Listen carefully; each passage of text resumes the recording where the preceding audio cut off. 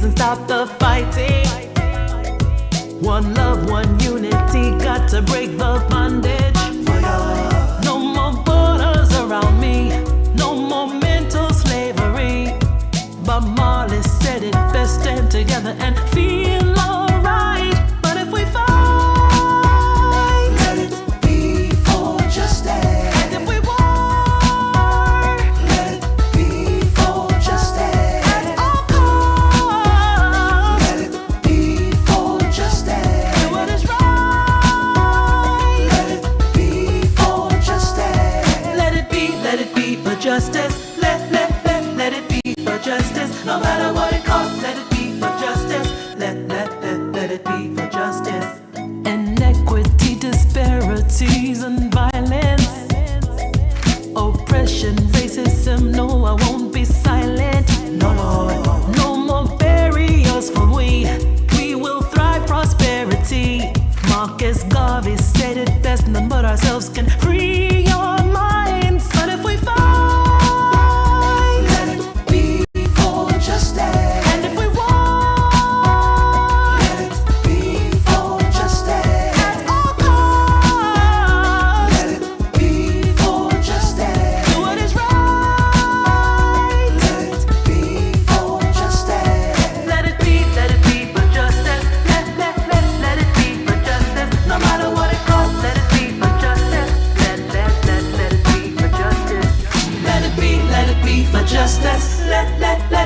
be for justice. No matter what it costs, let it be for justice. Let it be for justice. We the people are from royalty. Royalty, I wish so many of us can see. Keep the culture, be united, stop the violence. Put the power in ourselves, create the franchise. In the news last week, another bomb overseas. I'm so sick of these murders in the streets.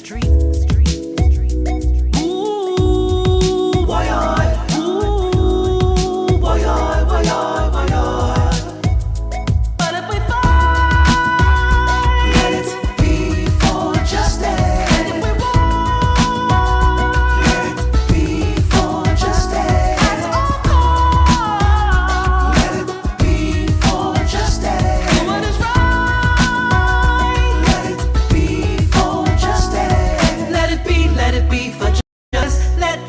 Let it be for justice. No matter what it costs, let it be for justice. Let it be for justice. Let it be, Greetings and salutations, one and all. Yeah, that sounded trashy just now. Let it be for justice. Let it be. Let me wonder what was going on. Welcome to the night shift of DJ Kevin Stew. The sound of his China Nicole kicking us off. A track called Let It Be for Justice. You know, when you hear this song playing, there's something up, right? Make peace and stop the fighting. I want to say welcome to each and every one right now. Those locked in on the night shift with DJ Kevin Stew on TuneIn Radio. Welcome to you. Those locked in from across the pond on One Harmony Radio. Over there in the UK. Top of the morning to you guys in the UK. King Genius, much love, bro. I want to say blessings to those out of New Jersey. Locked in on NIE Radio.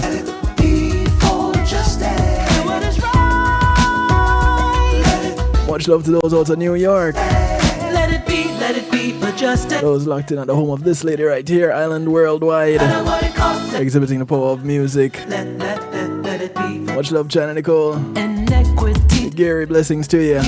violence, oppression, racism. No, I won't. I want to say big up to those who are locked in out of Long Island on Reggae Pulse Radio. Just for we will thrive, prosperity. Marcus Garvey. Much love to DJ Atomic Force and the crew. And free your minds. But if Blessings to those on the Foundation Radio Network, ClintonLindsay.com. And if we want, Those who are locked in on PEMGTV.com, much love. Those on Zeno FM. Those on Clubhouse. Bubbling in the stew pot, welcome. Our family on YouTube Live. let it be for justice. Let it let it be for justice. Let it be. Welcome to those on Facebook Live. Let it be for justice. Let it be for justice. We the people are from royalty. Royalty are with so many of us. Of course, a big love you and thank you to those locked in right here at the home of the night shift with DJ Kevin Stew. KevinStew.com, where you're encouraged to have acceptance through enlightenment. Welcome to the broadcast.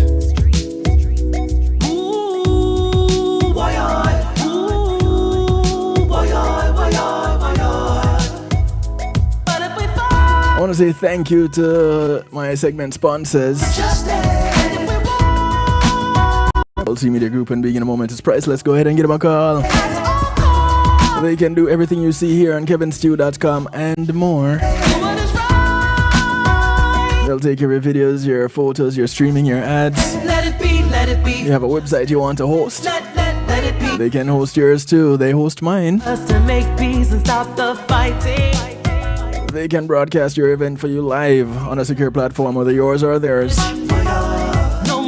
Just give them a call, 754-999-1140. That's 754-999-1140. Tell them what you want to do and ask them how they can help you. Tell them you heard about them on the night shift with DJ Kevin Stew. I want to say thank you to Althea and her Healing Heavenly Hands. Althea is a licensed massage therapist operating out of Broad County, North Miami-Dade and South Palm Beach counties. She comes to you, bringing her table, her oils, and over 20 years massage therapy experience. Go ahead and give her a call, 954-655-9000. Schedule your appointment today. She only has one request outside of paying her. That is that you get off her table and go sleep somewhere else when she's done. It's called the Kevin Stew class. That's because I'm always falling asleep on our table. No more barriers for we will thrive prosperity. Marcus Garvey said it best. Thank you to the Global Base. The Global Base has around about a little bit over 30 years experience in the music industry and with public relations. They do artist management and booking. They'll plan your event for you. Real big on marketing and promotion and music production. Go ahead and give them a call, 954-804-8199. Or check them out at the Global Base. That's daglobalbase.com. Tell them Kevin Stew sent you. Thank you to McNeil Trucking. We the people are. McNeil Trucking is a veteran-owned, licensed and insured mover in the state of Florida. With so many of us. You want to move from the Keys to Jacksonville? Keep the culture beat. From Naples to Pompano, from Palm Beach to Pensacola, and all points in between. The bomb overseas, I'm so sick. You want to move some things into storage? Don't have the manpower, don't have the transportation? Don't worry. You have the name, you have the number. McNeil Trucking. 954-406-9740. That's 954-406-9740. Let them know you heard about them on the night shift to DJ Kevin Stew.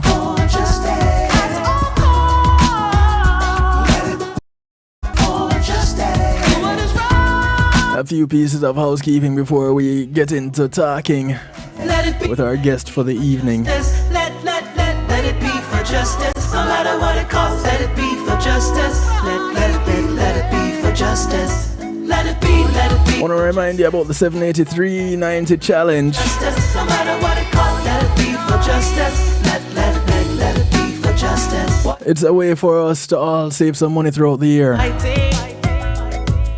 So if you save some money by $10 each month and increase that multiples of 10.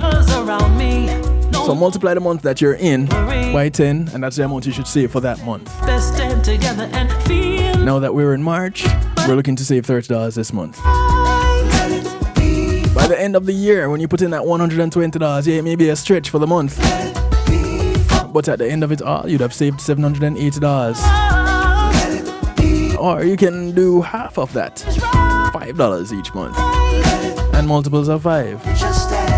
So this month would be your $15 month, and at the end of the year you'd have saved $390. Perfect way for you to save some money throughout the year I'll take care of your Christmas spending. Or take care of last year's Christmas spending. You know how it goes. Won't be silent. No more barriers for we. We will. Also want to remind you to get your copy of the audiobook narrated by yours truly, authored by Jonathan Field. It's called Empowered. Essential concepts and strategies every woman should know about self-defense. If you visit kevinstew.com, you'll see a copy of the book cover. Just click on it and it takes you to exactly where you need to be to download your copy of the audiobook today. Download two. Share one with someone, male or female. It's good for everyone. It's called Empowered. Essential concepts and strategies every woman should know about self-defense. Authored by Jonathan Field, narrated by me, DJ Kevin Stew. Are from royalty. Royalty. Our way of us can see. So tonight, Keep the culture, be united, stop the violence. Put the power in ourselves, create the franchise. In the news last week, another bomb overseas. We're talking about death penalty action. And with me, I have one of the masterminds behind death penalty action. Tell us what that is all about.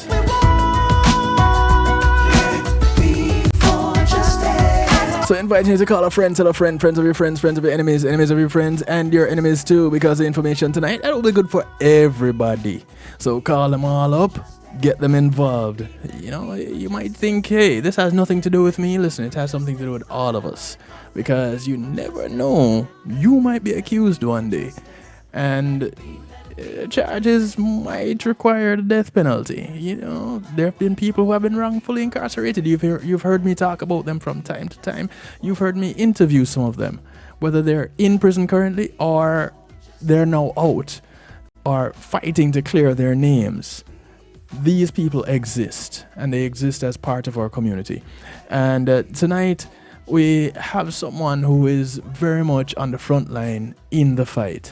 So, ladies and gentlemen, without further ado, I present to you the man of the moment, Abraham. I should do it the other way. Abraham Bonowitz. Welcome to the broadcast, bro. I think you're muted. I think you're muted, Abe. I think you're muted on your side. I'm not hearing you. Check that mic. No. Not hearing you, no. I can see you, fine. Not hearing you, no. There? Ah, there you are. Gotcha. You got it? Yep. Can hear you now. It's weird, but we got it together. Thanks for having me on, and greetings, everybody. Yeah, man. Welcome, welcome. Glad to have you. Death penalty action. Interesting title. You hear that, and what it is that you're all about doesn't it comes up after you really look at what death penalty action is. So if you could talk to us a little bit about death penalty action and your role in death penalty action, why this organization exists. Sure. Well, thank you for having me on. And at the end of the day, the nutshell is we're about taking action to stop executions and to end the death penalty. And we wanted to keep a really simple message that was easy to understand straight from the name of the organization, which we created in 2017. Now, I've been doing this work for over 30 years now, but this is the third organization that I've created. It's called Death Penalty Action, and we started it when we realized that there were going to be federal executions under President Trump. And we looked around in the anti-death penalty movement and realized that there would be, that there needed to be some new structure in which to lift up the voices of people who oppose the death penalty and we're deeply concerned about someone like Donald Trump having the power to kill, and which he relishes, by the way. And so we created it, and basically our intention is to be a space where anybody who is concerned about the death penalty and concerned about the problems with our criminal legal system, notice I don't call it a justice system, it's a legal system. We want to give people a space to come together and take action. And that's what we do. You said you've been doing this for about 30 years? Correct. I first got involved through a group called Amnesty International, which you might have heard of. Yes. It's an international human rights organization. And I had heard about Amnesty as a group that worked to free people who are imprisoned around the world for their beliefs, or their religion, or their language, or their skin color, or their ethnic origin, or their sexual orientation, things like that, their identity. Who have not used or advocated violence, they work to free such people. And I was very interested in that. And I went to a meeting, and I was surprised then when they were talking about the death penalty. And I argued with them. I said, an eye for an eye. This is the United States with the best justice system in the world. And if that includes the death penalty, fine with me. I'll pull the switch myself. And that's what I thought. That was my gut reaction when I heard about a horrible crime. But I knew nothing about the system. And I set out to prove those people wrong. And this is my challenge to everybody that's listening tonight. Don't take my word for it, but make sure that what you believe to be the truth about something is actually the truth. And for me, it was in trying to prove that the death penalty worked that I proved to myself that it doesn't, that it's a failure, that we don't live up to the words carved into the face of the U.S. Supreme Court building, 4 words, equal justice under law. And anybody who's ever had any kind of encounter with our legal system in this country, and probably in most other countries, knows that we don't have equal justice. And what matters more in particular is how much money you have, how much money the government has. And that's actually the number one indicator of who might get a death sentence, is if you've killed in a county that can afford a death penalty trial. Kill in a rural county that doesn't have a large tax base and they can't afford a death penalty trial, so the death penalty is not on the table. And that's actually the thing that made me change my mind, was learning you have to kill in a county that can afford a death penalty trial, even to face the death penalty.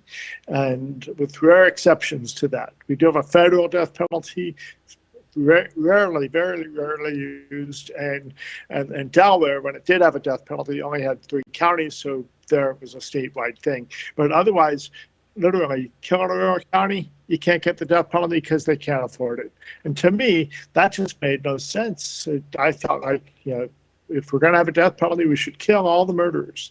Well, guess what? We kill this tiny little percentage of the people who are convicted of murder.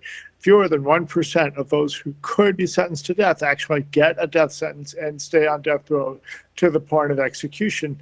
And to me, you can't tell the difference between them and other people who've done similar crimes, and that's the problem. What makes one person's life more valuable than a dozen other people who did very similar crimes? We can't answer that question. So that was, for me, what changed my mind. And again, when we started the organization, it was with the intention of giving people who are already with us, opposed to the death penalty, tools to take action. And that's what you'll find if you go to our webpage at deathpenaltyaction.org. Lots of different petitions and activities that you can sign on to and learn more. But we don't even have a lot of educational stuff on our page. It's really the action stuff. And if you want to know the details and the facts and figures and all that, we point you over to another organization that we support, is called Death Penalty Information Center. Deathpenaltyinfo.org is where you can go to get the facts and the figures. For us, we're about people who are ready for action. Okay, so I'm hearing you talk about being on one side of the fence when you got started, which led you to the position where you are now. And that side of the fence is proving that the death penalty works. And you're saying that you've come across some information where it made you question everything about the death penalty. Things like Yes. the cost that is associated with it. And so you realized there is a money trail tied to this death penalty thing. There's a business end to this, which kind of comes back to something I've been looking at as it relates to the purpose of prisons. Just a few weeks ago, I did a broadcast focusing on just that question. What is the purpose of a prison? And just by doing just a little quick research, what we have come to find out is if the purpose of prisons is to rehabilitate an individual and reintroduce them to society as a better person, then why is that not being done? Why are there no programs inside the prisons that can facilitate this? And we realize Well, that... there are some. Depends on the prison, right? But for the most part, you don't find it. That's true.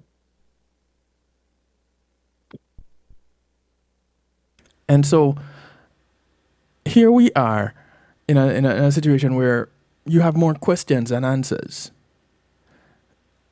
And tied to these questions is this situation of the death penalty. A lot of people get upset when there's a situation where someone commits a crime, a heinous crime, and you would think, because of the way history is in the United States and as it relates to trials and guilty verdicts of heinous crimes, that the death penalty comes into play.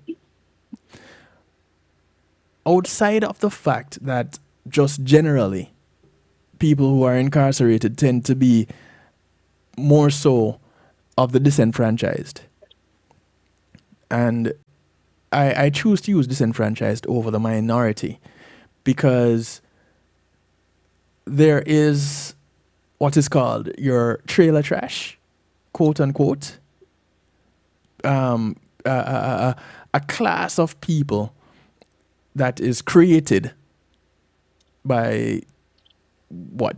The social standing. And so you have individuals that... our economics. Sorry, say that again? I'm saying it's our economics. Yes. Yes. The disparity between the haves and the have-nots. Right. Which is growing wider every day. Right. And, it's very difficult not to see the desperation and not to want to do something about the desperation that you see on the streets throughout this country every day.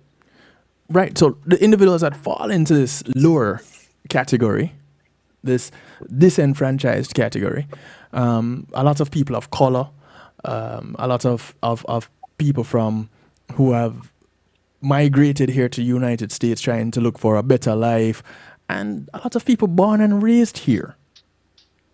And it seems like those people tend to be forgotten. Yes. But the disenfranchised tend to be the ones that can't afford representation that would help them out of the situation that they're placed in. And so this prison system grows, and the cost involved with this prison system, that also grows, but it never comes back to the community, though. The ones that have keep having because of the business that's involved in it. And so looking in more and more, we find this happening. And now here comes the death penalty. And recently here in Florida, South Florida, more specifically, there was this high-profile case where the young man that the mass murders at Marjorie Stoneman Douglas, and whereas people would have expected him to have gotten the death penalty, that didn't happen, and a lot of people were left scratching their heads. But then you said something about the cost, and the death penalty is usually if a crime is committed in a place, in a community or a county where they can afford the death penalty, then you might find the death penalty happening. But one that doesn't, so Well, Broward County, yes, Broward County can afford a death penalty trial, and they did. And Yes. here's the thing about it. They could afford it, and they chose to seek it, and they gambled with taxpayer dollars because at the end of the day, there was no question that this individual committed that horrific crime. Right. No question that we deserve to hold that person accountable. He deserves whatever he gets coming to him. correct. But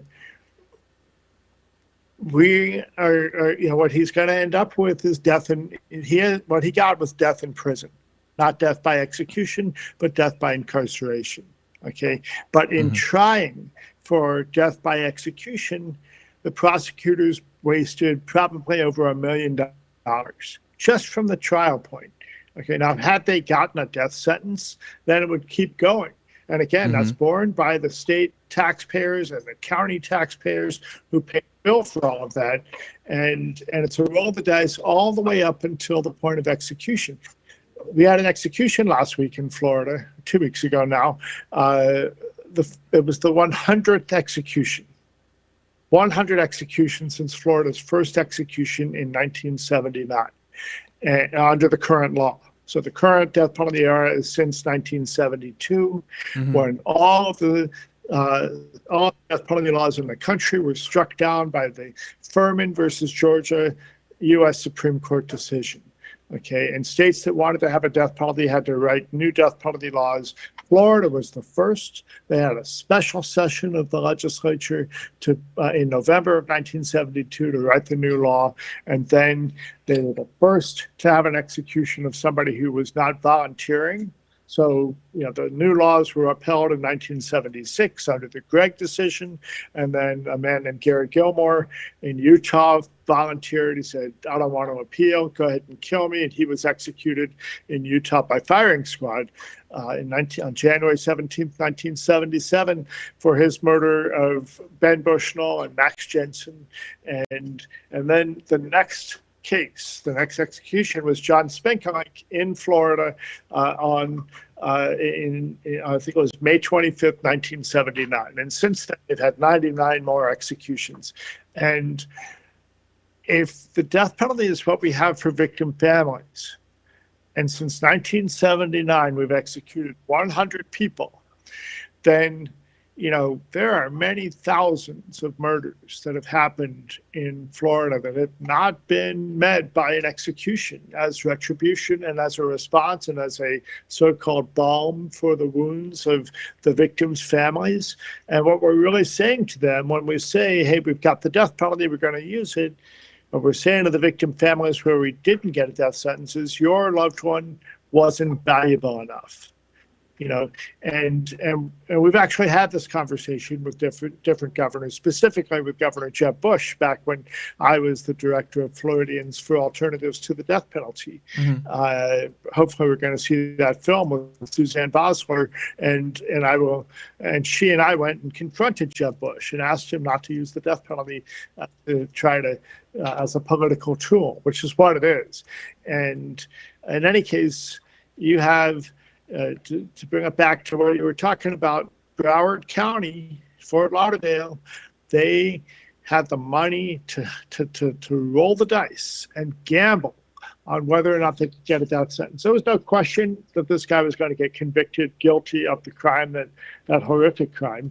Yes. But what we didn't know is what is there about him that may not make him worthy of execution according to our law. And it wasn't just one juror, and it wasn't just two, it was 3 out of 12 jurors did not agree that he should have a death sentence. And that's why he's going to die in prison of old age or whatever happens to him, but we're not going to have a hand in his death. Now, I think the probably the main question on everyone's lips when it comes to the death penalty, because I can see where any one person would be conflicted about a stance on the death penalty. And so I want to know what then would be an alternative. But before we address that, you mentioned 2 weeks ago was the 100th execution in Florida. Yes. No, who knew? That's part of the point. Who knew? I mean, you had to, if you can, that's one of the challenges we have today, because most people do not consume mass media. You know, when, I don't know how old you are, but when I was a kid, there were 3 TV stations: ABC, NBC, CBS, and you watched one or the other, and that was it. And got a newspaper, and it was on the front page of the newspaper. And now newspapers barely exist, and you've got hundreds of channels, and people get their news from Facebook and Twitter, and whatever they decide they're going to follow. So, yeah, who knew? And how, if you didn't know, then how is the death penalty going to keep you from committing a crime? Yeah, so there's that part too. So we these questions, I'm pretty sure some other people have asked them. Let me give people the opportunity real quick to know how, if they didn't know how to before. If you have questions, real easy, you can hit us up directly. You can jump into the stew pot, which is what others call a chat room on kevinstew.com. You don't need to register, offer a firstborn, an internal organ, or a blood sacrifice. It's completely free. Just go to kevinstew.com and you can participate directly on the website. You can post your questions there. That's available. There's also a phone number. You can call, text, or WhatsApp, Telegram from anywhere in the world. 773-789-STEW. It's the number is scrolling across the bottom of your screen right now. 773-789-7839. You can call in and ask Abe questions directly. You can make your comments directly on this broadcast, and Abe will hear you. He'll be able to answer or respond to your comments directly. And you get an opportunity to share your position as it relates to the death penalty and where people stand or where you stand on that. Those of you who are locked in via Clubhouse, those on Facebook Live, we're going to part company with you guys right now. Go over to any of our affiliates or to kevinstew.com, preferably to kevinstew.com. But if you're listening on one of the affiliates, no problem. You can continue listening there. The phone lines are open. Use them up. The chat room, the stew pot, aka the chat room, is open on kevinstew.com. Use it up. If you're locked in on YouTube Live, put your comments there. I'll see them. Okay? And we'll talk about them there. But for those of you on Facebook Live, those of you on Clubhouse, this is where we're going to part company with you guys. Thank you very much. Now, so Abe, the question of what then is the alternative? If not the death penalty, then what? What is the answer to that? The vast majority of people who commit murder, who are caught, who face a death sentence, and not all murders are punishable by death. Okay, so the vast majority of people who commit a murder and are caught and face the death penalty don't get a death sentence. What they get is the alternative of what's called life in prison without the possibility of parole. I prefer to refer to that as death in prison or death by incarceration. So in other words, you're never coming out. And in some cases, that's appropriate. In other cases, I think there's room for redemption. And, you know, keeping space open for redemption is also something that makes, number one, it gives people hope, but it also makes safer the situation safer for people who work in the prisons. You know, they deserve to come home too. So at the end of the day, what we know is if you might get a death sentence, the chances are quite likely that you're going to end up with death by incarceration or life without the possibility of parole rather than death by...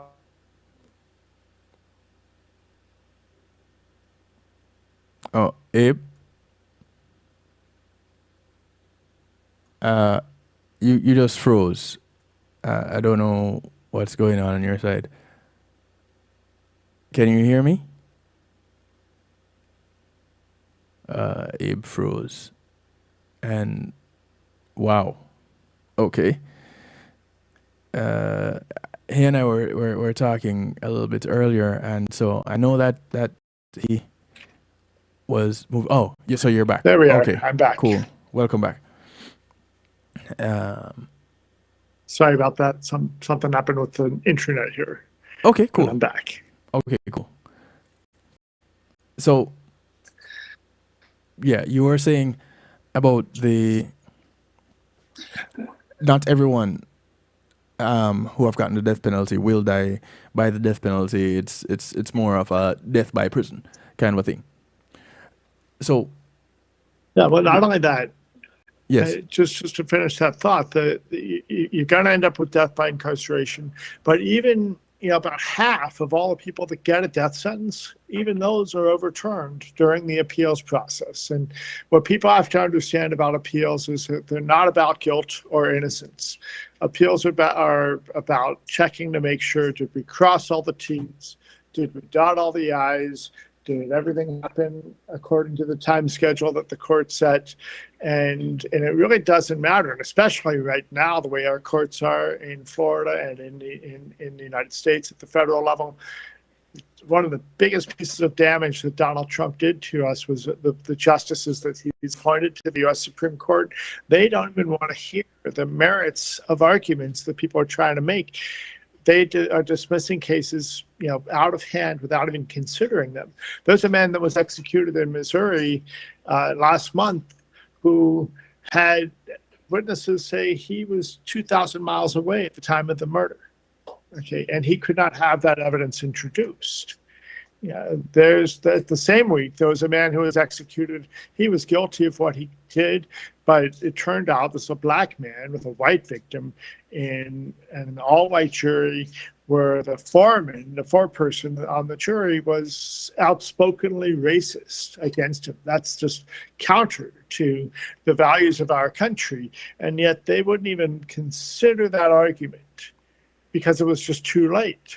It was too late. Sorry. And that's the reality. You talked about earlier, people might one day face being accused of a crime. And the number one thing, two things that you got to know if you get accused of a crime. Number one, shut up. Don't say a word until you speak to your lawyer. And number two, get a good lawyer. And if you don't have $20,000 or $100,000 in your pocket, ready to hire the best criminal defense attorney, then, it's a roll of the dice. Literally.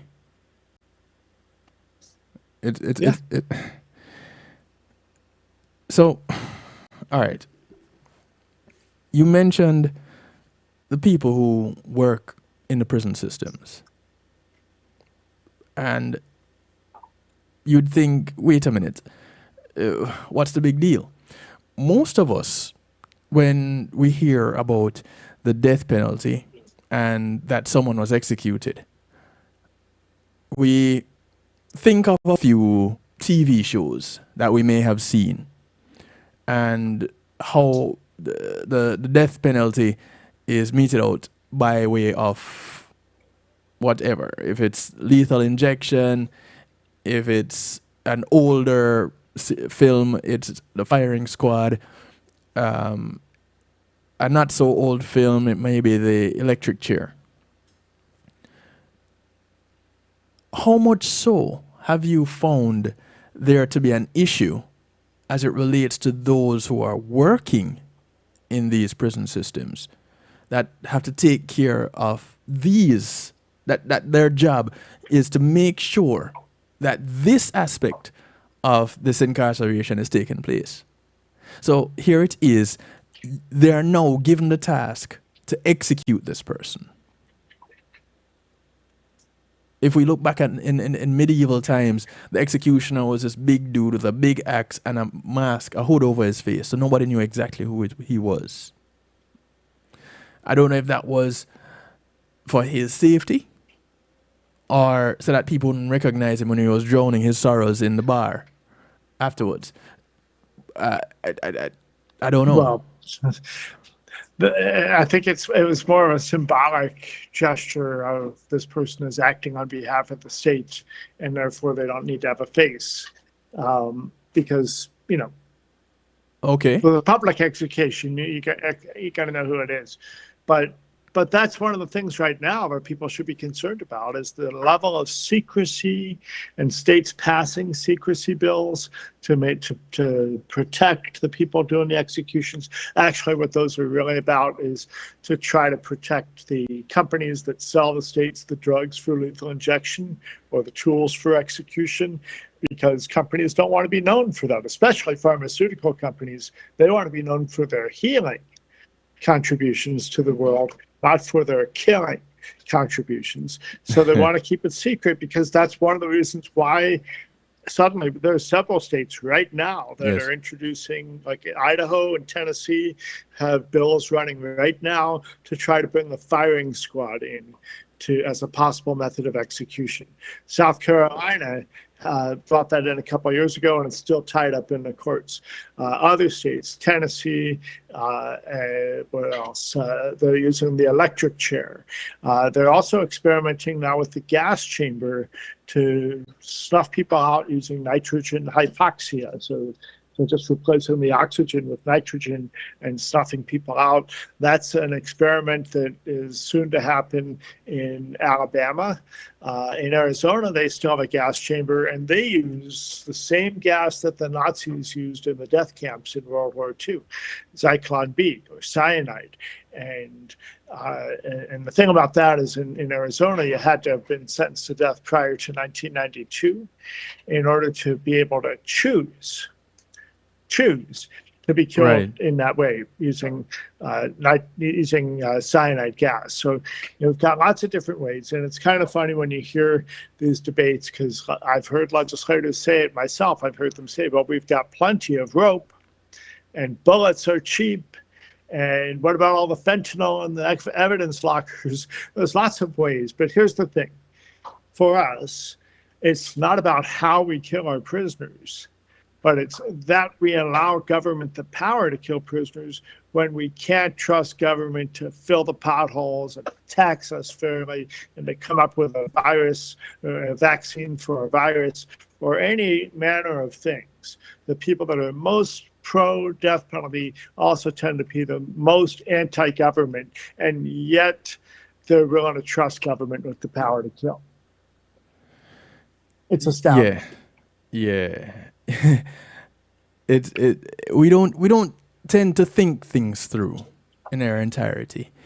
You mentioned pharmaceutical companies not wanting to be known for killing people. Listen, when it comes to big pharma, I have my views on them, and I do a health broadcast also. So, we can take that in a lot of directions. Yes. Now, there's a video that you had sent me, which speaks to working in the area of execution and the potential trauma that it can cause. So now, I want people to think about this for a moment. Someone committed a heinous crime, yes. And you are upset about it. You want them to pay dearly. Your first thought, for whatever reason it is that they must die. But you're not the one who's going to put them to death. Someone else has that job. Have you considered that person who has that job? What they have to go through in taking this life? You would argue, well, it's an eye for an eye. But the same place you get that argument also gives you the argument that let them without sin cast the first stone. So are you going to apply one concept and ignore the other? So, yes, they killed someone. Who has the right to kill them? That question comes into play. And if you say the state has the right to take that life, what purpose do you serve in having a voice as an individual?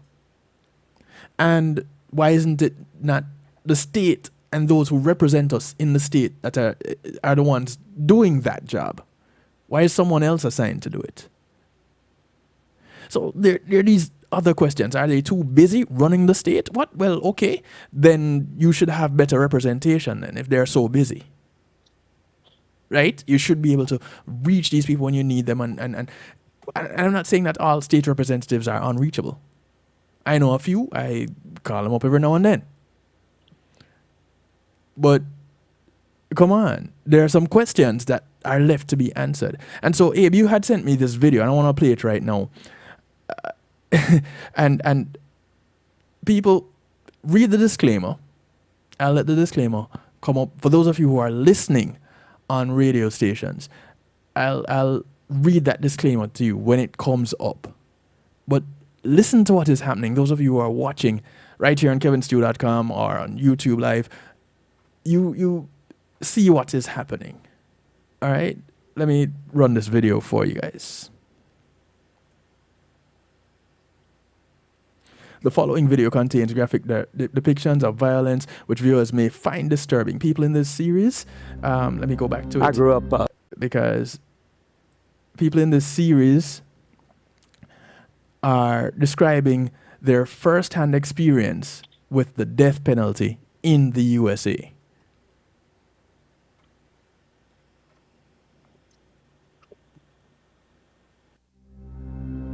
I grew up on a small farm.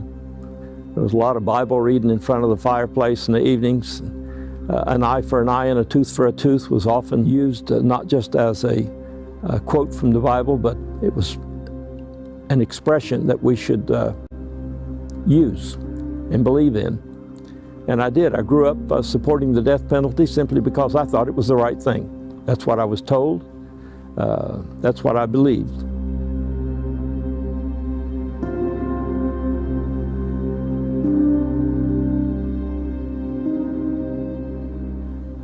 I was starting to have a mental anguish, trouble sleeping, drinking huge amounts of alcohol, try and numb the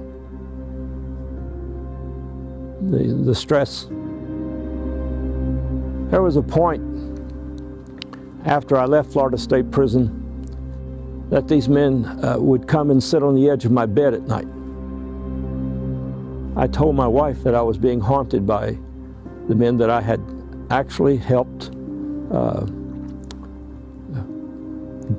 leave this world. The black skin, once you've electrocuted someone, gets an ash color to it. And they still had that color on their faces when they would sit on my bed. I could see them. They'd just look at me, you know. Pedro Medina will always be paramount in my mind, and when I think about these things. Is he one of the ghosts? He's one of the ghosts. Yeah. When I gave the signal to the executioner, it was a pop. And if you've ever done a light switch or something and there was a pop, you know instantly that something's wrong with the electricity. And within a few seconds, the smoke and fire came out from underneath that copper helmet. In fact, it came right up in front of my face because I stand about 3 feet away from the electric chair. And it just kept smoking, and the smoke got blacker and blacker and blacker. And the electrician, who's wearing these big lineman gloves, had his hands ready to take the helmet off of his head, and he looked at me and said, "Continue, continue." There was no way we could stop at that point. I said, "Absolutely, continue." And the room filled with smoke. I ordered the colonel to open the window to let the smoke out. The smoke went upstairs where all the inmates on death row could smell burning flesh. I had it all over my body. I threw my clothes away that day. I couldn't scrub hard enough to get the smell off of me. Everybody in the room, the colonel, sergeant that's on the phone with the governor, we were all covered with this mess. And it was a bad day. The wriggling of his body, his arms trying to grip the table, and his heaving of his chest. I believe that he knew he was being burned to death. And I really don't want that feeling to go away. I want to remember that until my last breath. I want to remember it so I can tell it to people like you and to anybody else who will stand in front of me long enough to hear it. A premeditated ceremonial political killing, that's what I call it. This is much less than what we should be as Americans. Much less.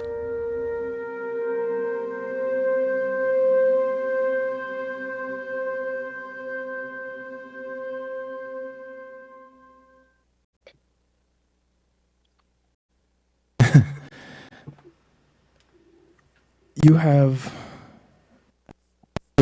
a story like this.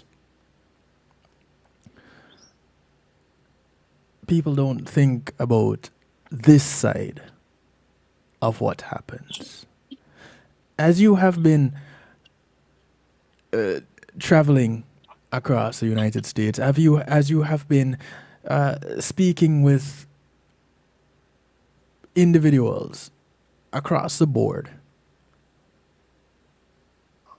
when you come across a warden or a former warden, as in this case, who tells a story like this, first of all, how many have you come across that speak like this?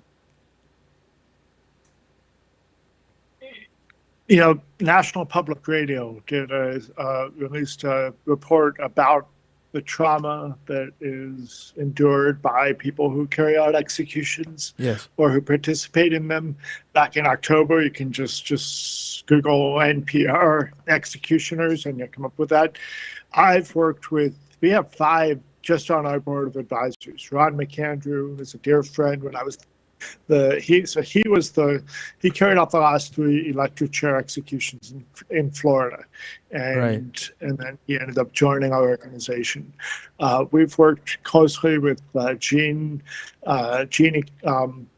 Woodford, who is the warden at San Quentin, carried out 4 executions in California.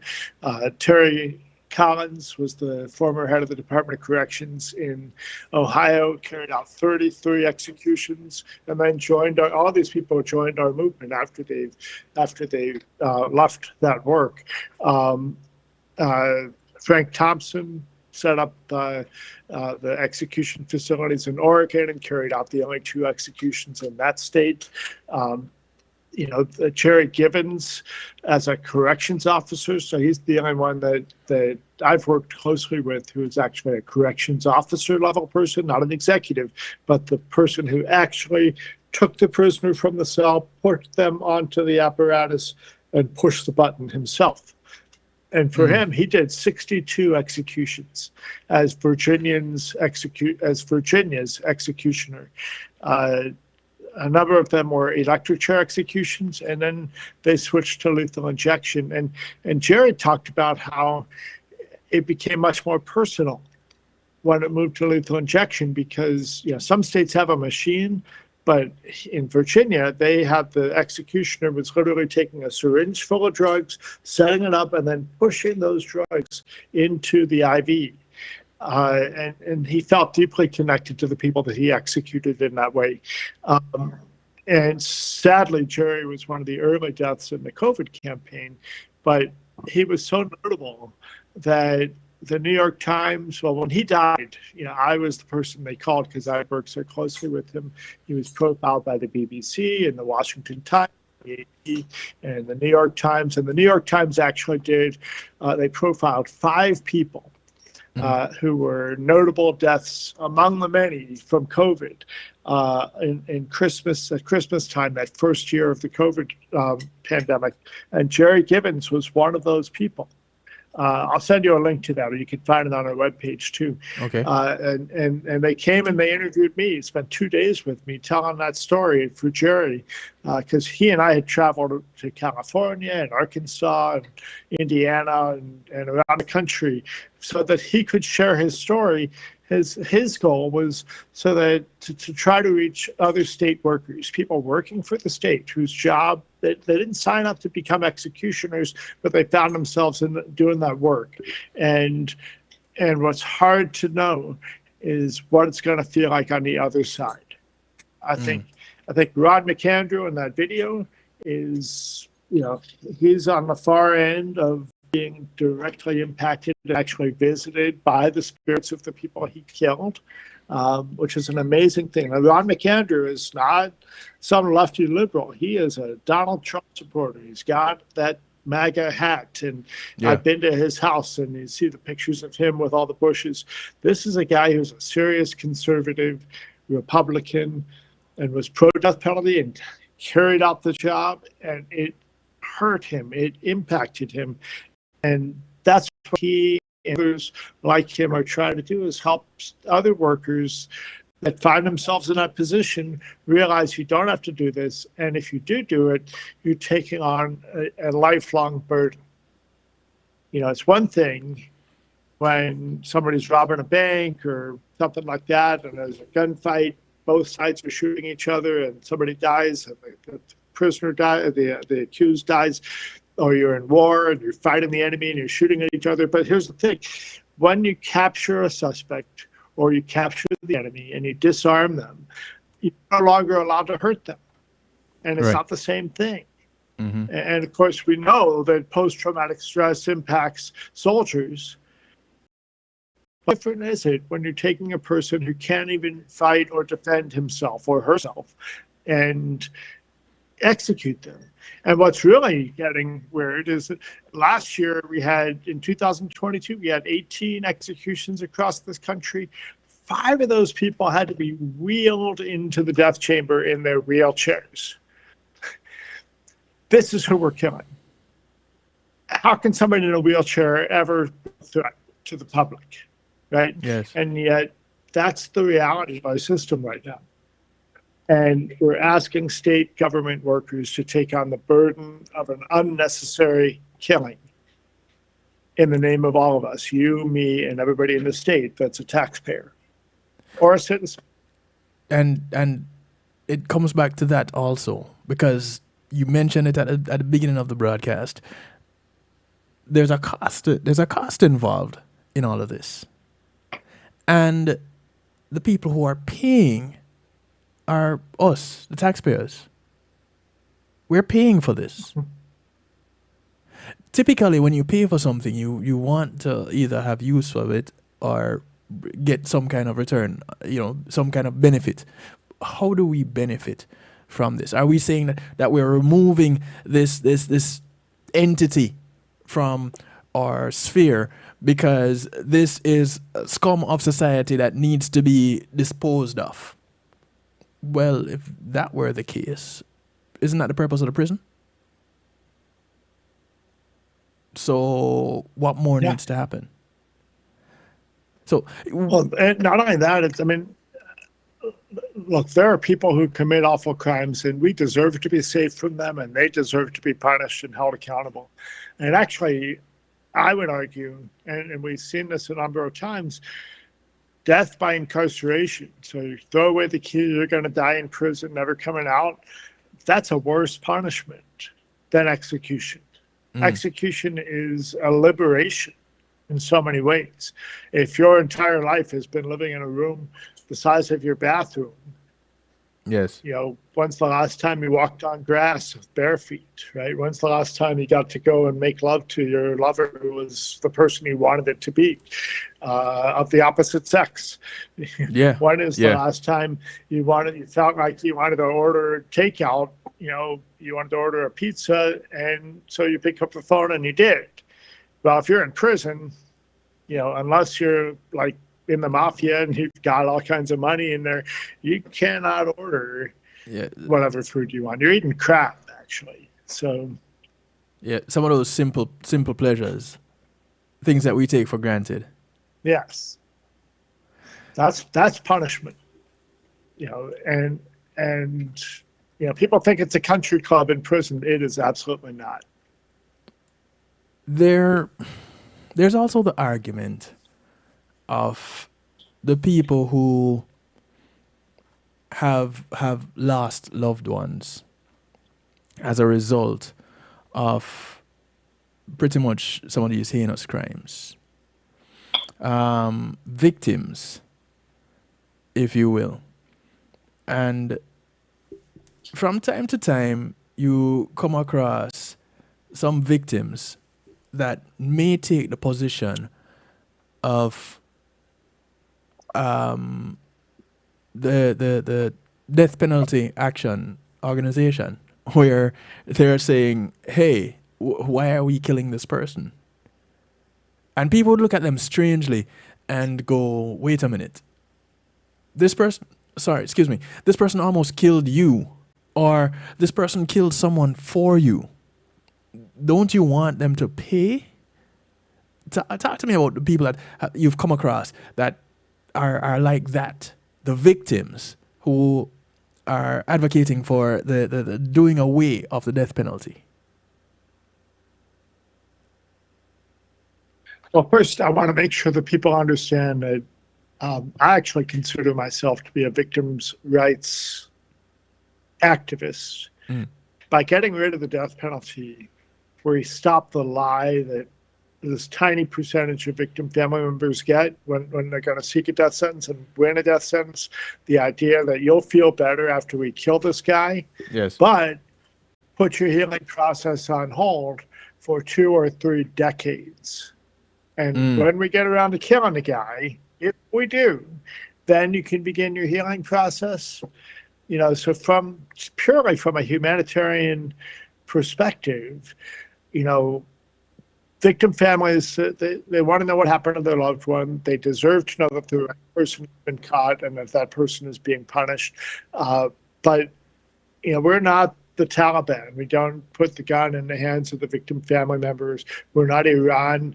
We don't say to the victim family members, you get to decide whether to forgive.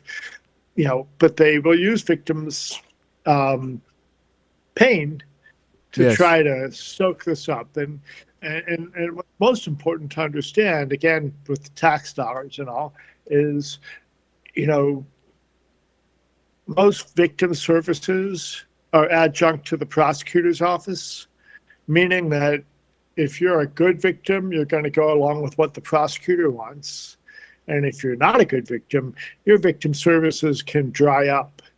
And that has happened, and that's happened in Miami-Dade County and in Broward County. And if you're teeing up the next video, you know, we're going to hear about somebody who did. She was threatened with imprisonment if she told the jury what she wanted in response to the murder of her father and herself being stabbed and left for dead in Hallandale, there in South Florida. And she was told, if you say anything to the judge, to the jury, we're going to put you in jail.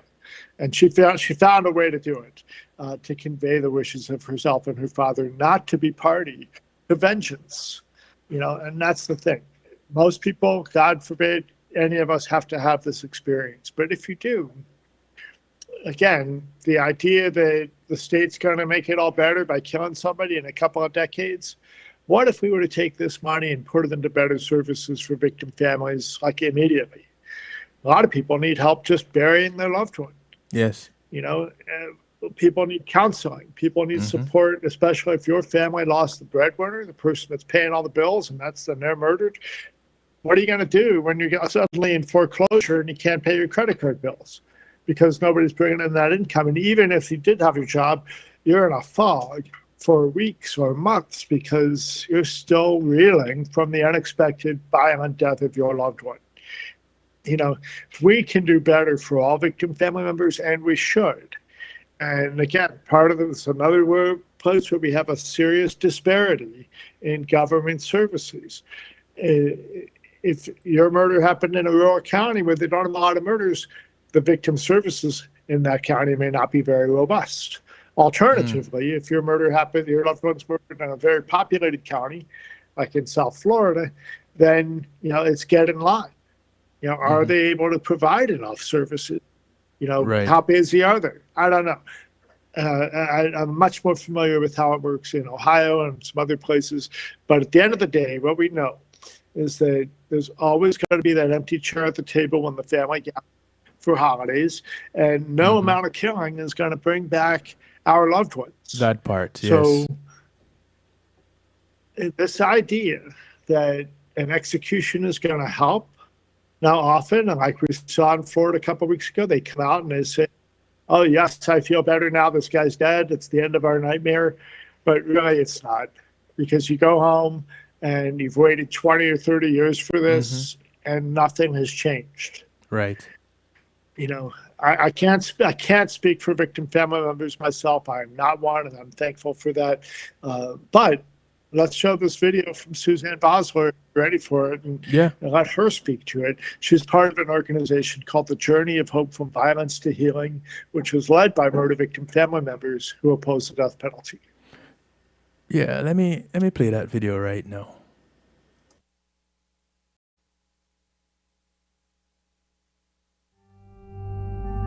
I go out there, I'm looking down the hallway, my dad's holding onto the kitchen doorway like this, and a man is stabbing him with a knife all over. He's looking down at me to see if I'm breathing, to see if he has to stab me more times to kill me. It's just something that you never expect. You see it on the news for other people, and you feel bad for them, but you turn the channel and then you go to the next thing, you know? Because this happened in December 22nd, 1986. My dad was someone who, he was very adamant about no weapons and no violence. He goes, Suzanne, let me tell you one thing. If anyone were ever to murder or kill me, I would still not want the person to get the death penalty.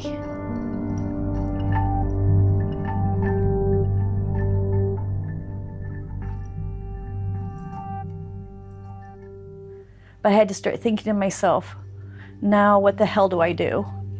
Now, who am I? I didn't even know who I was. Like, I felt so guilty about it, and I had to start thinking about not just my dad, but I had to start thinking about the man who did it. The first 5.5 years, I didn't forgive him. I got so bad that I wanted to hurt him myself. I didn't know how to tell anybody because I'm thinking, here I am, a preacher's kid, like I didn't forgive him yet. I mean, I'm saying the words coming from my mouth, but they're not coming from my heart. If I forgive him, does that mean I say it's okay for what he did?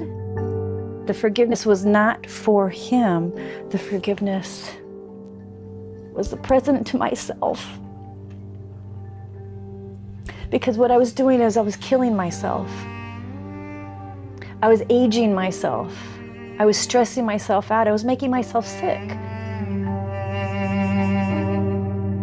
The jurors come in. I point to James. They say, James, I forgive you, whether you accept it or not.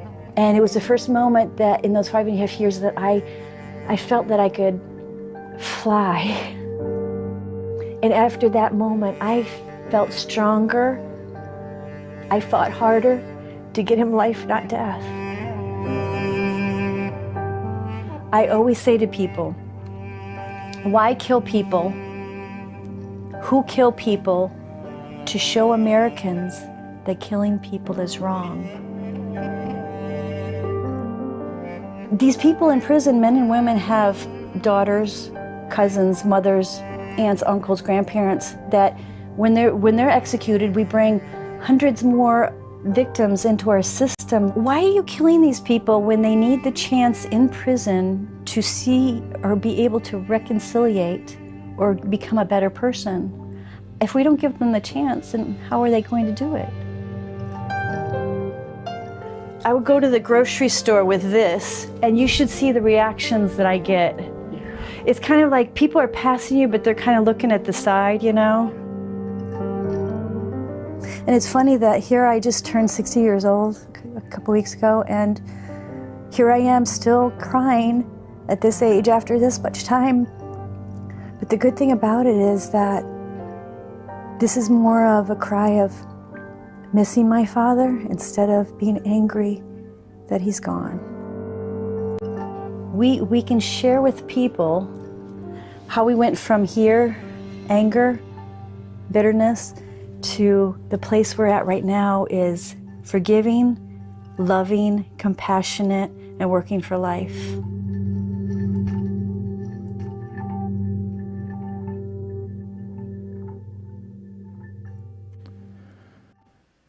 This is reality. This is people who, a representation of individuals who have been themselves victims. Whether it is they have lost a loved one, or they were almost the one that had lost their life. As in this particular case just now, her father was killed and she was left for dead. And she turned around to say, I don't want this person being killed for that. There has to be a different way. She, I guess, had the support system that was necessary to help her along. She had the foundation on which she could possibly stand. But what of those who don't, though? What of them? A lot of people come to their opposition of the death penalty after they realize that it's not helping them to be supporting it. For example, the man who founded the organization that Suzanne is a co-founder of, called the Journey of Hope from Violence to Healing, Bill Pelkey, he sadly passed away a couple of years ago, but he had initially supported it when one of the high school kids' grandmother got the death penalty in Indiana. And he, a little while later, was just thinking about what his grandmother, who taught Bible lessons, she had invited these young girls into her home because they had said they wanted to take her Bible lessons. And really they wanted to rob her to get money to play video games and such. And that's why they killed her.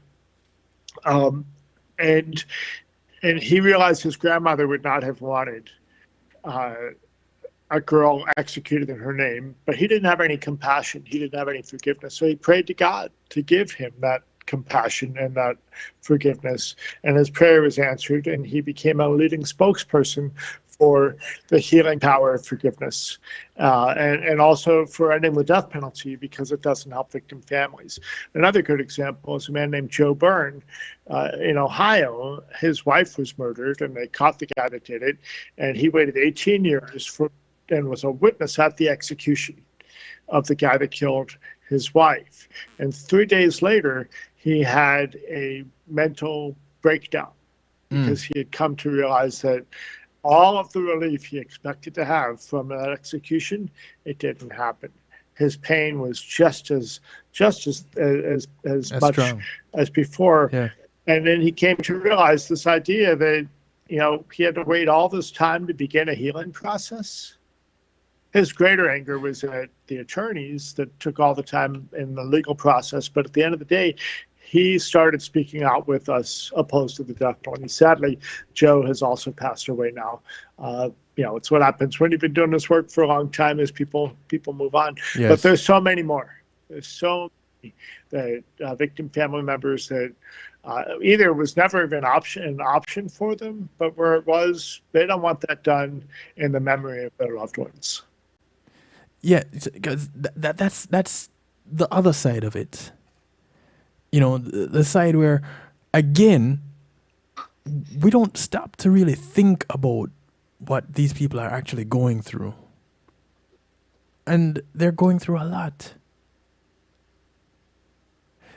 It's kind of mind-blowing.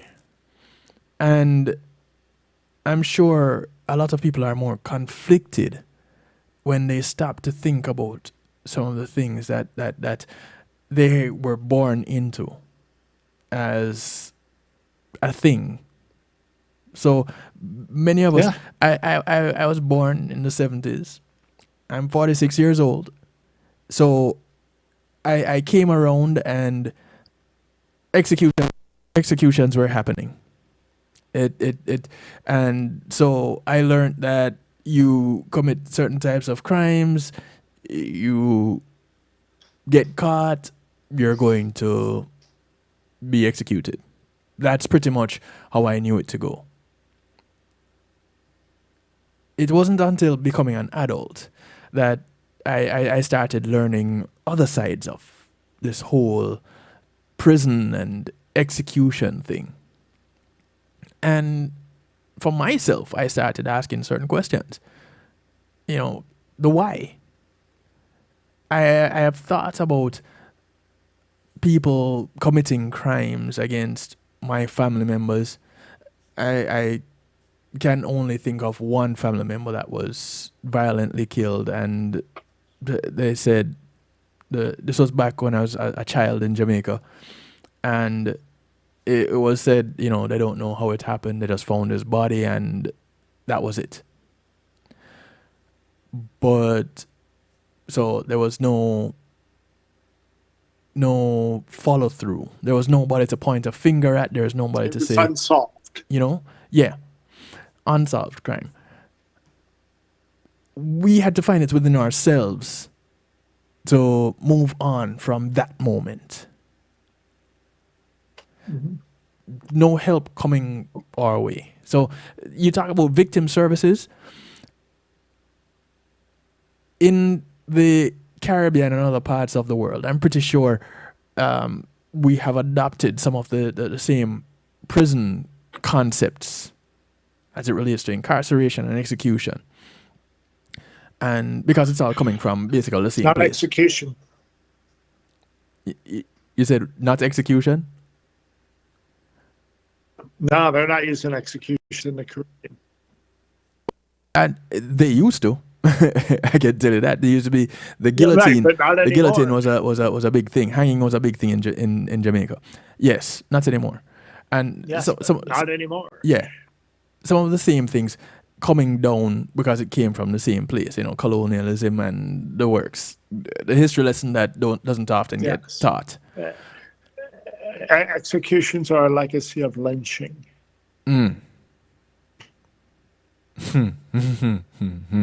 That we just took it inside. That's all we've done is take it inside. You know, I've never heard it put that way, and I've never thought about it that way. And I'm pretty sure with you saying it, it has hit some people differently. And executions are the legacy of lynching. Let that marinate for a moment.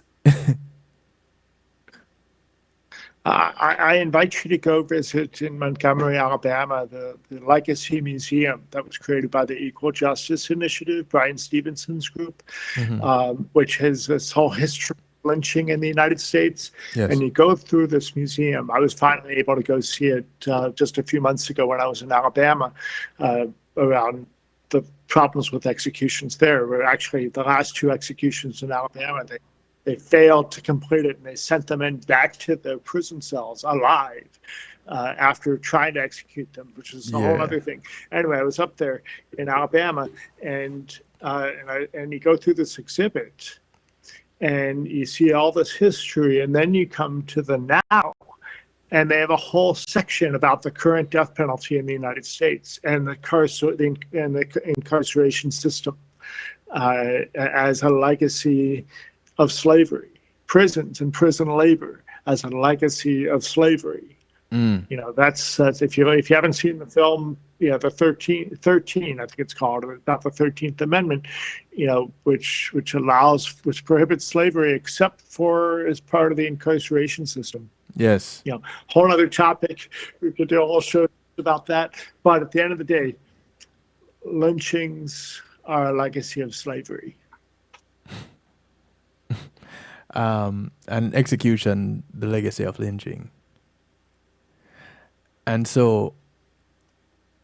Thank you for that. Yeah, yes. You know, I don't know if you have the time, but I sent you one more video during that last one in your email. But it's a guy who was one of Florida's 30 death row survivors.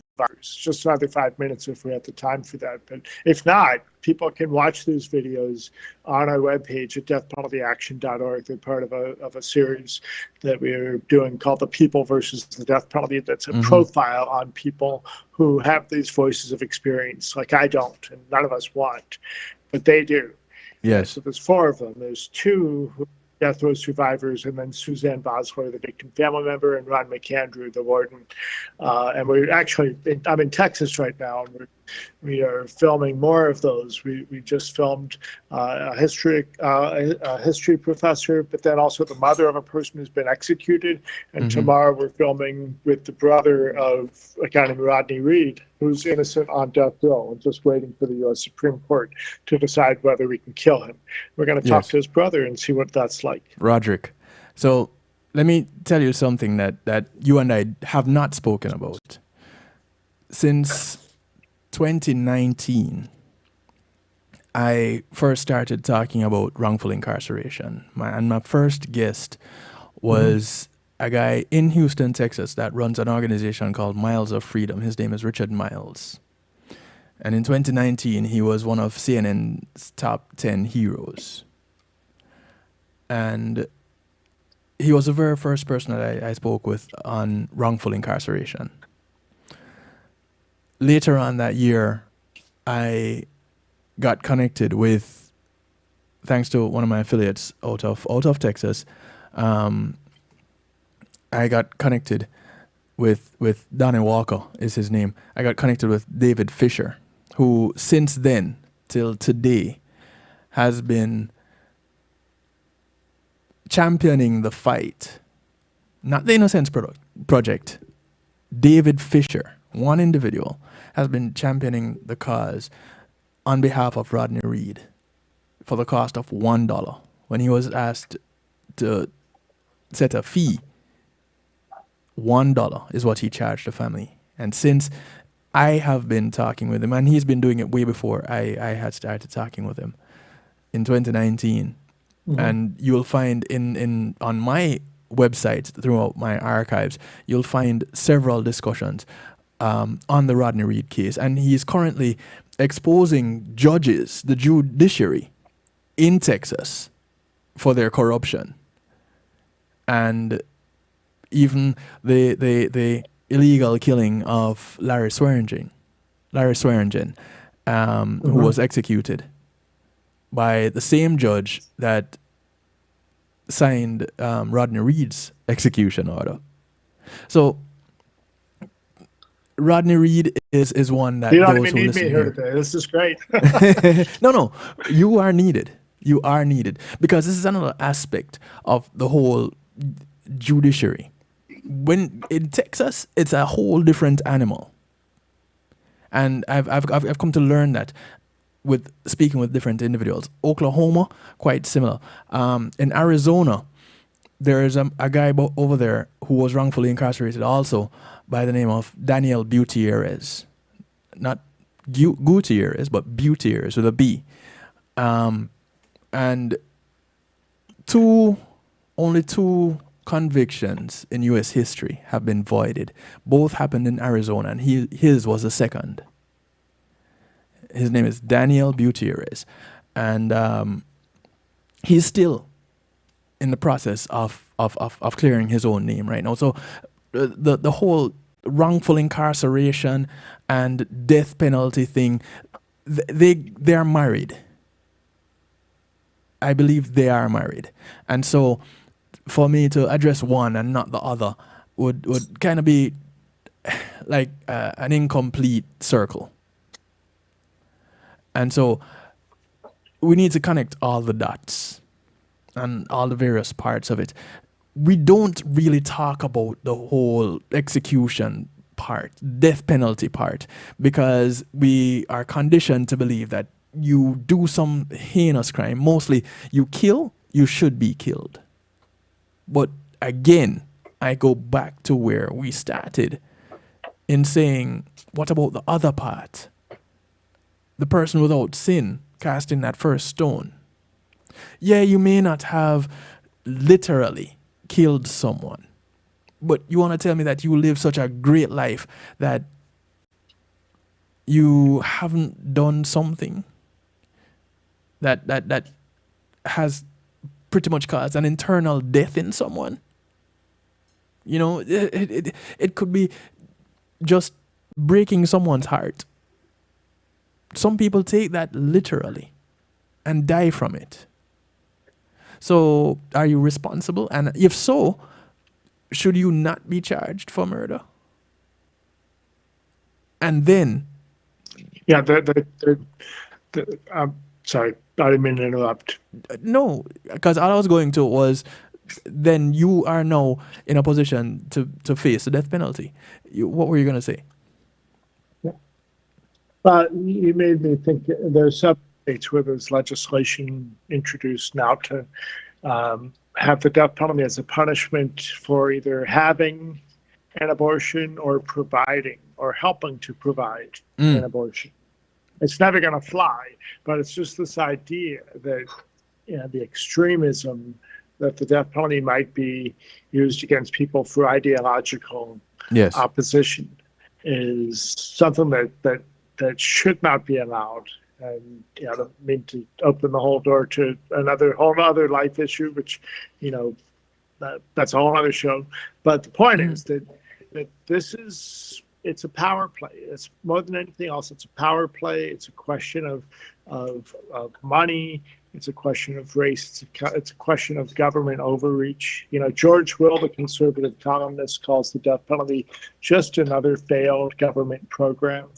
And we're starting to see that. You mentioned Oklahoma. I've been doing a lot of work. In fact, just this weekend, I received the Coalition Partner of the Year award from the Oklahoma Libertarian Party, which was kind of an interesting thing. But congratulations! We've been working in Oklahoma since 2016, when they had a referendum to write the death penalty into the state constitution. And then more recently, they've had a number of executions, and they set 25 executions to take place over a 2-year period.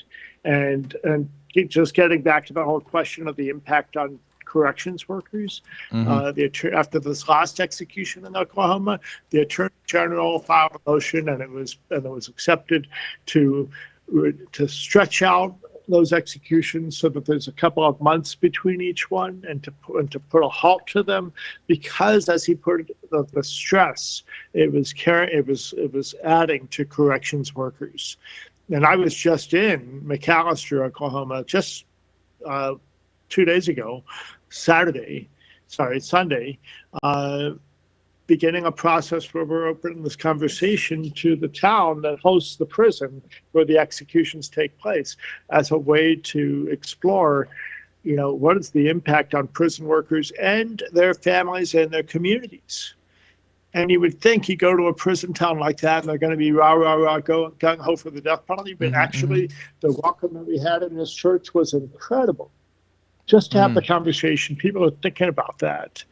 Yes. And they don't like it,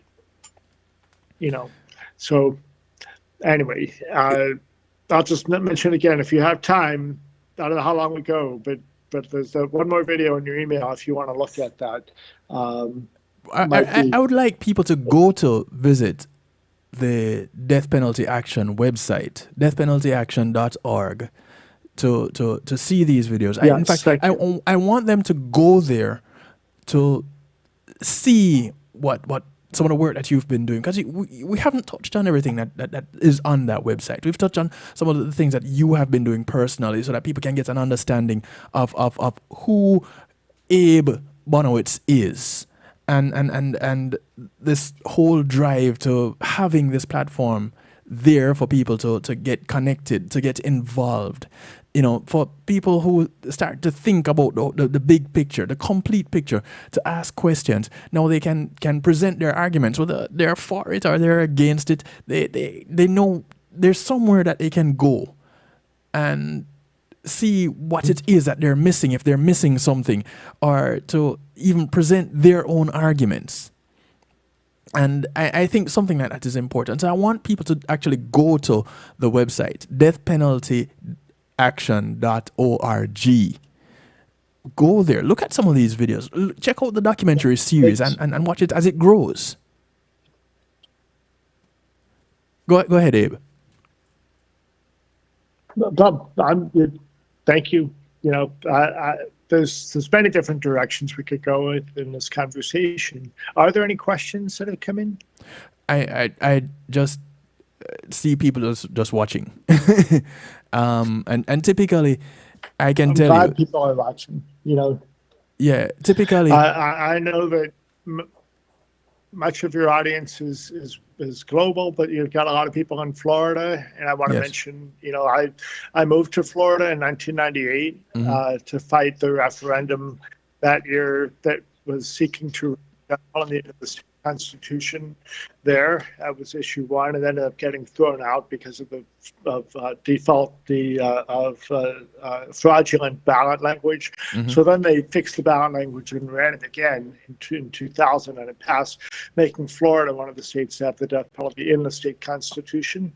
But I stayed there, and in that time created Floridians for Alternatives to the Death Penalty with my friend. I used to live in Tequesta, it's right on the north end of Palm Beach County. And I could see the lighthouse from my front yard there.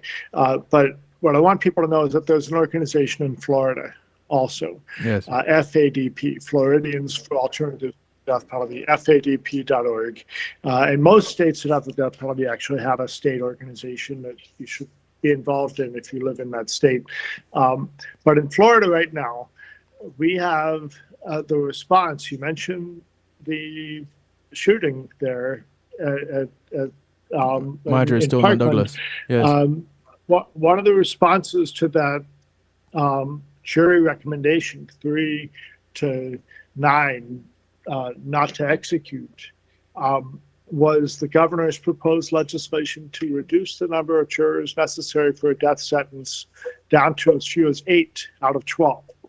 And it used to be that way in Florida. It used to be that you could get sentenced to death even with a simple majority of 7 to 5. But that was all thrown out in a Supreme Court decision. For some reason, they can still try to legislate this. But what we know is that based on the history of Florida, when they did not require a unanimous jury, is the less unanimous the jury is, the more likely the conviction is going to get thrown out, or the death sentence is going to get thrown out during the appeals process. Again, making it a roll of the dice and a greater likelihood of wasting taxpayer dollars and also prolonging the horrific experience of the victim families as they try to just get past this moment and begin the healing process. So that's something that's happening. There's, on the good side, though, there's also legislation to prohibit executing people with severe mental illness. And these are things that we can, and also that we can all actually go on FADP.org. I told legislators about this. There's also legislation to provide compensation for the people that we've wrongly convicted and sent to death row. And again, there are 30.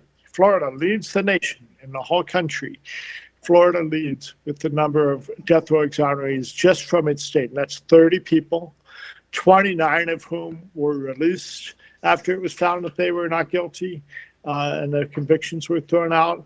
Unfortunately for Frank Smith, he died on death row 2 months before the courts ruled that he was innocent and threw out his conviction. So he didn't get to be freed. He died of stomach cancer. And if you know anything about stomach cancer, it's one of the most painful things you can endure. Horrible. And imagine being in prison. That's another thing about being in prison. Imagine being in prison and you can't see a doctor. And you can't get proper medical treatment. And you can't have pain medications. All of these things that we take for granted. Well, many of us take for granted. But, you know, you can't just go see the doctor. You can't just go to the pharmacy and get something. You can't go. You have to really be in deep trouble before they take you to the hospital. You know, and if it's something like a cancer, a stomach cancer, it's one of the most painful cancers that they have. That exists. And you know, anyway, that's what Frank Smith endured and died of while he was innocent on death row. Right. You mentioned one of the biggest problems. I'll just say this one. One of the biggest problems about wrongful incarceration is in many cases they knew these people were innocent even before they took them to trial. Juan Melendez is one of those people. They had a tape recording of the real killer in confessing to the crime. They knew he was, but they needed somebody else that they could tag on it because they wanted to keep the real killer out because he was a police informant, and they wanted to keep him as a police informant. And instead, they sent this. They got this Puerto Rican guy who had no English and couldn't defend himself. His trial. He didn't have an interpreter in his trial. You know, when he got out, I trained him. I helped him learn how to craft his story. And sometimes he'll start his story in Spanish with an English-speaking audience and go for like a minute in Spanish and start to get all these people wondering, wow, how am I going to understand this person? And then he starts speaking in English and he says, this is how I felt when I was on trial for my life and I didn't understand a word. 17 years, 8 months, and 1 day on death row in Florida, and they knew he was innocent even before the trial. There are lots of people who don't believe that happens, but yet more Don't take and my more. word for it. Check it out. Exactly. Yet more and more, we hear the stories coming out. We see the exonerations happening. But yet still, people don't believe. They trust this system, this so-called justice system, and say, you know, they are operating on the up and up, and the community is better for it. When it can very much be exposed as a money-making vendor, as a business operation, as a gang, you know, as the mob, legally. You know, we see when you go deep diving, you see the money trail, you see the businesses that are thriving as a result of incarceration and the death penalty. And so you have to ask the question, but is this for the people? And if it is for the people, with all this money that is going through it, how are the people who are affected not being helped? How? You talked about victim services earlier. How are the victims getting these services as they need them? Not as they want them, as they need them. What about that? You mentioned the mentally ill. And there are a lot of cases where people are suffering from these mental conditions that have done things that in the eyes of the law, they have committed a crime, but they don't know better. They literally don't know better because of the mental condition that they have, and they've never been treated for it. They can't get the help for it. They don't have the resources for it. Right here in Broward County was where the very first mental health court got started. The very first mental health court in the United States. Judge Ginger Lerner Wren was the very first judge. I've spoken with her. She has been on this broadcast more than once. And she continues to preside in this mental health court here in Broward, and is also now a professor of criminal justice. And so, you know, people are now learning a little bit more. People are becoming more aware of what is happening, and they're asking more questions, but still not getting all the answers, or not getting the answers that are satisfactory, and some of them being brushed off to the side, and they don't know where to turn, they don't know what they can do. Deathpenaltyaction.org is probably one of the alternatives for them to use. They won't know unless they try. And so my purpose for having you on tonight was so that people can know that such an organization exists, that if this is what they're about, if these are some of the questions that they want answers to, if they don't, the whole idea of an execution, a death penalty, doesn't sit quite right with them. They go on with it because that is what they were told that they should do. This is what they told should happen. Now they have a place to go to see what others are saying, to ask a question, to find out how they can get involved. And I thank you for taking the time out to come on this platform so that you can share with us some of the backstories behind deathpenaltyaction.org, some of your own personal stories. And I thank you, Abe, for taking the time out to do that, and for the work that you've been doing with Death Penalty Action. Go ahead. Kevin, I'm just grateful for the opportunity to share. Grateful for the opportunity to be able to do this work. I want to invite people to take a look at it for yourselves. And if, you know, as I said earlier, you know, we created the organization for people who are already with us to help make sure we have impactful ways to take action against against this thing that we oppose. And obviously, there's lots of people that we encounter. I mean, I'm wearing a T-shirt. If you're on the radio, you can't see. It says "Stop Executions Now," right?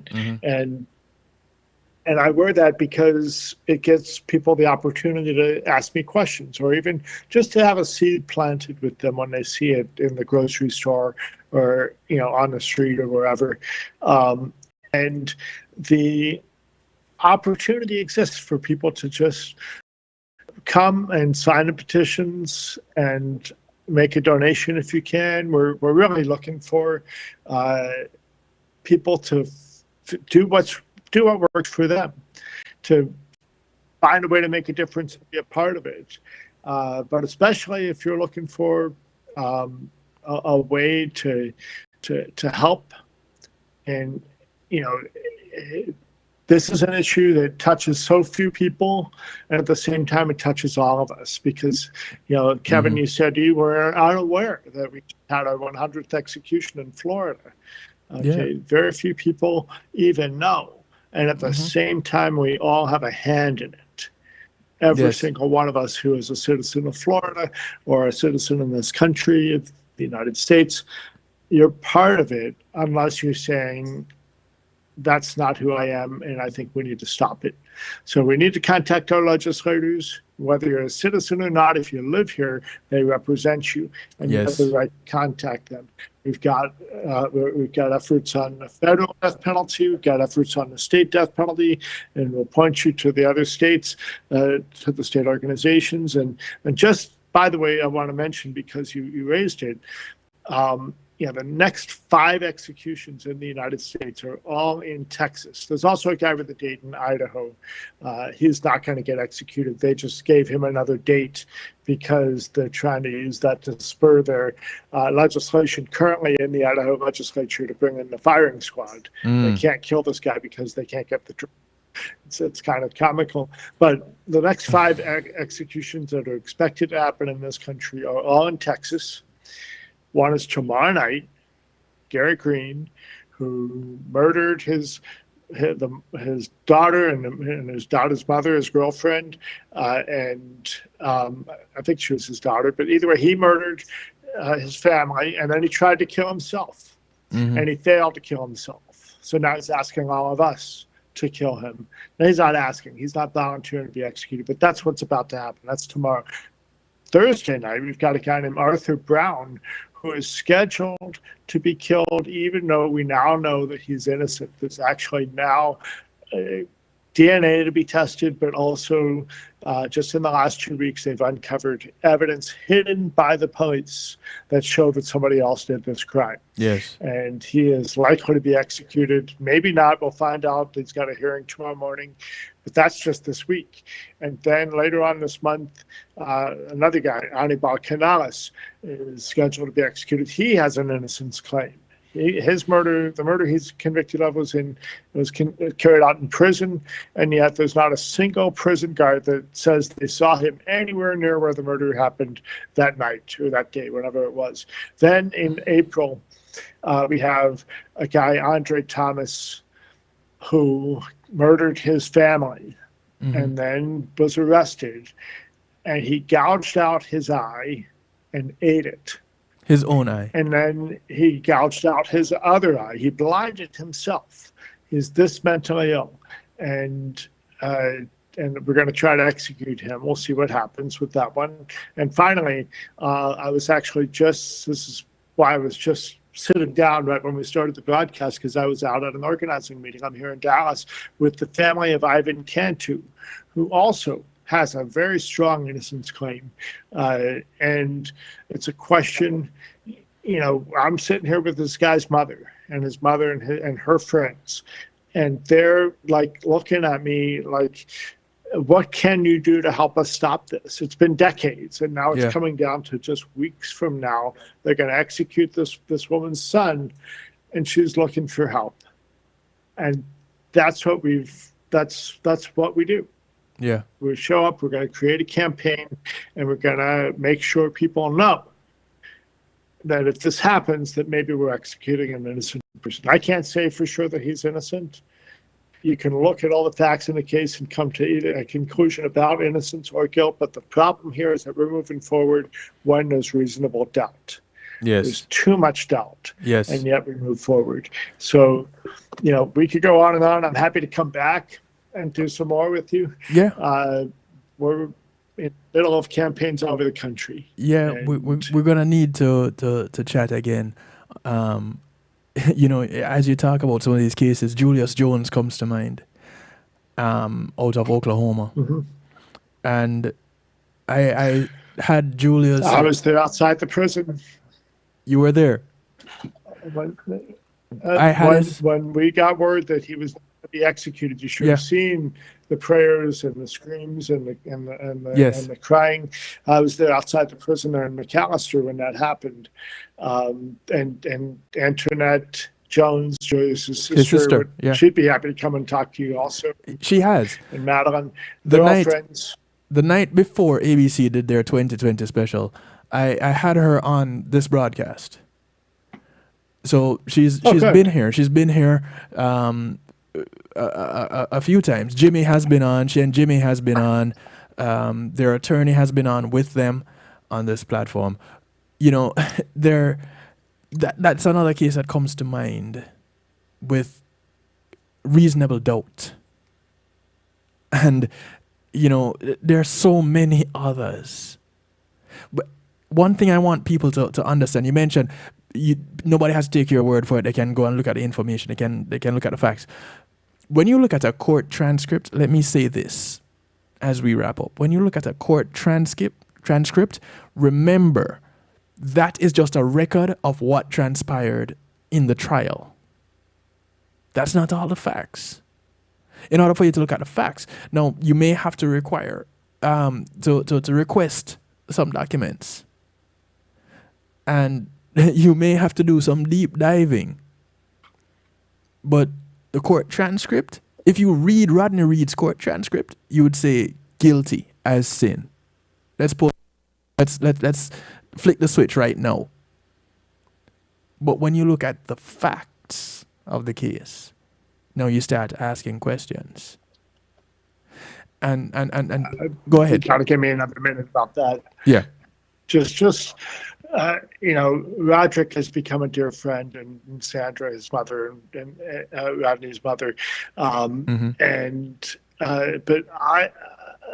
Roderick. So each of the times that they've been to the U.S. Supreme Court to protest outside the court, or most recently in October when Rodney's case was argued in front of by the U.S. Supreme Court, my organization, we created the visibility action out in front for the cameras and that sort of thing. So, but we were down there. So Rodney was like 2 days from execution, and the court ordered an evidentiary hearing. That evidentiary hearing happened July. September was it a year ago? Whenever it was, I was down there in that hearing, watching and listening. And Judge Langley, his job was to give a recommendation to the Texas Court of Criminal Appeals as to what they should do, should they allow this testing or not. Now the U.S. Supreme Court has intervened. But in any case, the Innocence Project, like the Innocence Project from New York, and the big shots of it, Barry Scheck was there himself and others. And they brought this parade of witnesses that brought doubt into that case and actually showed a lot of things, a lot of evidence that was not heard by the jury or the people in that town. And Judge Langley said not one of those witnesses were credible. Right. Not one. That the Innocence Project was bringing. And I encourage anybody that's never been in a trial before, go to the courthouse. It's public. You can go and sit and watch a trial. And what you'll see, this goes to what you were saying, Kevin, what you'll see is that the jury only hears a sliver of the evidence. A lot of what happens in a courtroom is done outside of the view of the jury. And in fact, every witness is typically examined in the court by the judge, who then gets to decide, okay, you can testify about this piece, but not that piece. And then they bring the jury in. So they're only getting a sliver of what is allowed in. Yes. Not the full perspective. It's like this guy in South Carolina that just got convicted. Everybody thinks, he's super rich and, he's a big pillar of society. And I'm not doubting his conviction, but there's a lot of questions that should be asked about some of the things that were used to convict him, saying that, they used data from his cell phone and the victim's cell phone, his wife and son, and who moved how far and in what ways. And these are things that, they said, well, he drove too fast when he went from one place to the next. Well, maybe he drives fast all the time. Why is that an indicator? Why did you drive even faster coming back to the crime scene? I mean, this is the kind of thing they're using now and making subjective arguments that are your opinion, rather, based on what you can assume from what evidence you have. So again, I'm going to just say this. If you're ever confronted by the police or charged with the crime, or they want to talk to you about it, the number one thing to do is shut up and ask for your attorney. And that is not to say that police and prosecutors are all cheaters, but the way our system works, anything you say can and will be used against you. Yes. And you have the right to remain silent. And if you give up that right, you have no others. And you have to keep that in mind. Police, it's legal for police to lie to you. That's how wrongful convictions happen. They say, well, your buddy over here said this, and if you don't confess now and testify against him, then you're going to get the death penalty. Or they're going to get the death penalty. It's just crazy. So let's make it as simple as this, Abe, if you will. Since you're going to use that example, let's make it as simple as this. Law enforcement can lie to you, but you need to tell the truth. Make that make sense. Yeah. Yeah, and the moment when I started Floridians for Alternatives to the Death Penalty, I lived there in Palm Beach County. There was a moment when I got a package in the mail that it didn't have any return address, it didn't have any postage on it. It was just weird. It was wrapped in a brown paper bag. And I thought I didn't know what it was. I said to the people, this is the mailboxes, et cetera, kind of place, what should I do? And they said, take it over to the police station. So I did. Mm-hmm. And the police, it was a Saturday, they were put a package down and get away. And suddenly the whole bomb squad came and all of the apparatus, and they took me aside and interviewed me and asked me to describe the package. And then another officer came and interviewed me and asked me to describe the package. And then they got together and compared notes. And then one came back and said, well, you told this other guy it was this, but you told me that. So which was true? And what they were trying to do was find a way to say that I was a liar because I told one guy one thing and another guy something slightly different. And that's what they try to do, is to catch you in, because as soon as they catch you in one lie, everything else that you might say, or one thing that they allege is a lie, right? Everything else you might say is suspect. And that's how they get you. And it's just, we need to have a legal system. We need to be able to hold dangerous people accountable who've done awful crimes. We need to be safe. But we also need to be, I think, a little bit more careful of the rights of people that are accused, for sure. Yeah. And we need to be better and more compassionate for all families, and we need to be more cost effective in doing this. Indeed. Abe, we're definitely going to be talking again. Thank you. Be safe out there. Thank you, Kevin. It can get rough. I appreciate the opportunity. Thank you all for listening. Yes. Take care. We'll catch up. Safe travels. Wish the Reed family well for me. I will. Okay. Weird. Okay, here we go. Yeah. Do give them my greetings and Rodney. Tell him I said hi. If you could get over to him for me. Much love. Take care. We'll talk. We'll definitely be back doing this again, following up with what you've been doing and possibly bringing some people on with you the next time. Sure. And I'll be outside the prison when they're killing Gary Green tomorrow in Texas. So keep us all in your prayers. Yeah, definitely. Definitely. All right. Take care, bro. Be safe. Ladies and gentlemen,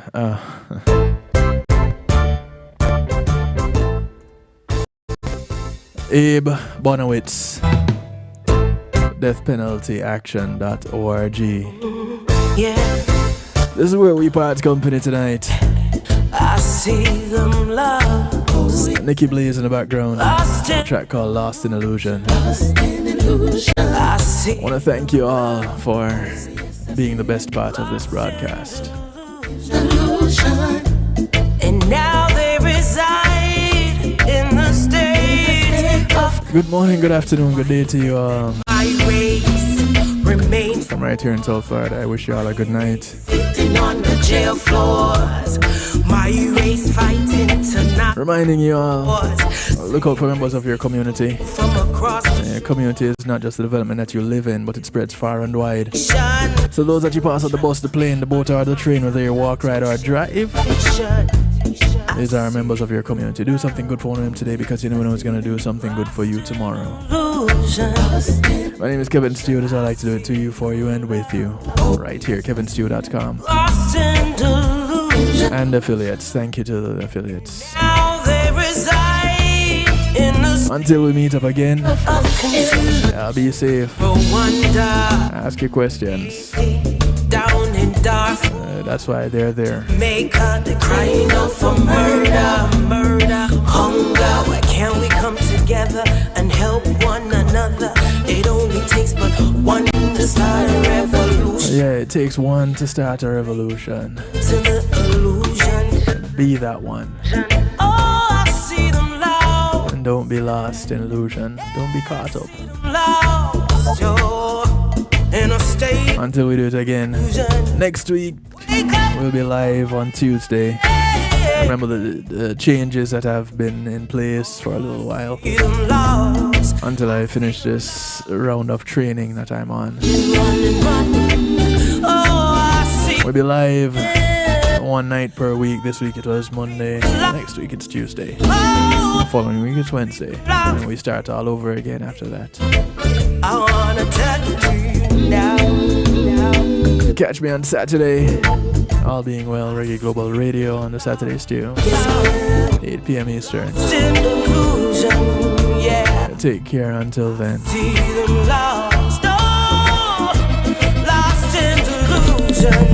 Greetings and salutations, one and all. You're invited to tune in to the Night Shift with DJ Kevin Stew. It airs on Mondays with Community and Finance, Tuesdays with Healthy Love, and Wednesdays with Real Talk from 10 p.m. to midnight Eastern Time. Come spend some time interacting in the stew pot where we keep things bubbling and wind down in musical therapy.